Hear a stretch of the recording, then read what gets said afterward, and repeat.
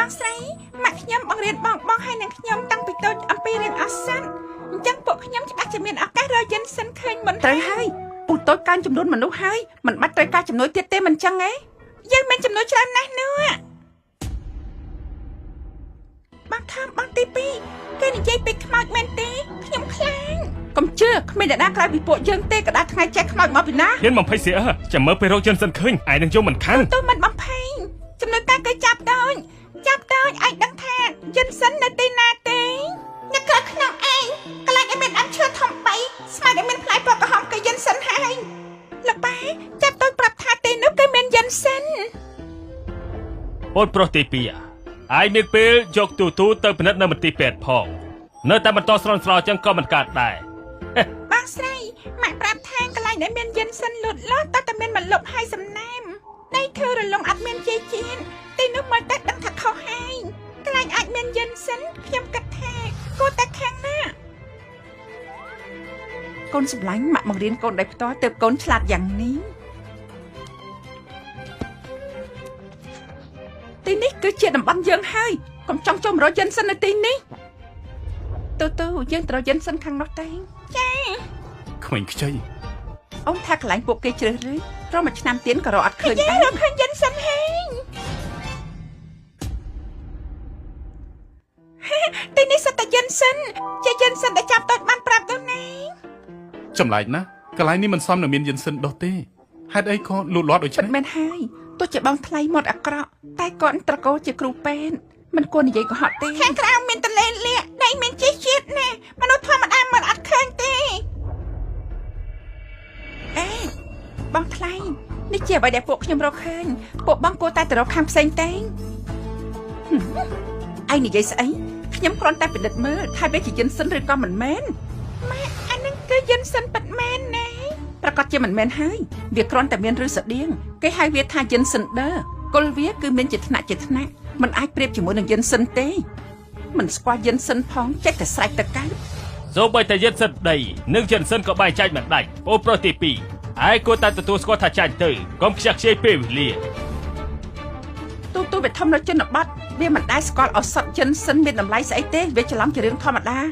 លើកក្រោយកុំខ្ជះប៉ាពេលផ្ដាស់ធ្វើឲ្យរំខានពួកយើងទូមិនអីទេណារកឃើញយិនសិនដីក៏ប្រកែកដែរមែនហើយយិនសិនដីក៏ជាឱសថដែលរោងចក្រផលិតថ្នាំត្រូវការដែរទោះរឿងនេះមិនប្រើក៏ដោយក៏កូនជួយយើងច្រើនណាស់ចាប់តើគេនៅភ្នំយូហើយគេមិនច្រឡំទេ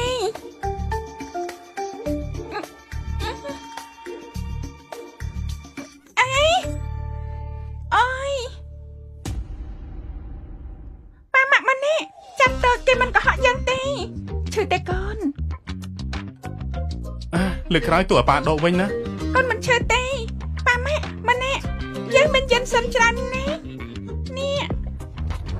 ហ៎មិនអាចទេវាជាយិនសិនមែនតាមើលទៅចំណេះដឹងខាងឱសថរបស់បងថ្លៃដូចជាមិនសូវល្អទេឯងយិនសិនតូចបែបហ្នឹងយើងមិនត្រូវការទេយើងច្បាស់ជារកបាត់អាមើមធំជាងហ្នឹងកន្លែងនេះមើលទៅយិនសិនប្រហែលជាមាន100ដើមបងនឹងតាក់ទងទៅអ្នកគ្រប់គ្រងលូដើម្បីសម្រេចវា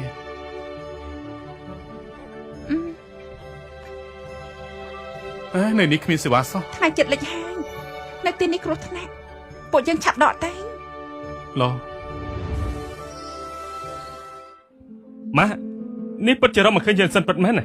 បើទូរកយិនសិនឃើញកន្លែងផ្សេងក៏ត្រូវរកឃើញដូចគ្នាដែរប៉ាបងធំបងថ្លៃរកយូរហើយតែមានបានរកឃើញទេមិនទាន់យប់ទេនៅទីនេះមិនមានសុវត្ថិភាពយើងគួរតែចុះទៅលើភ្នំពូតូចបើពូខ្លាចចុះទៅមុនទៅពួកយើងកំពុងតែរកឃើញយិនសិនធំមួយកំពុងតែត្រៀមដកមែនទេបងប្រុសតែនៅទីណាទីនេះ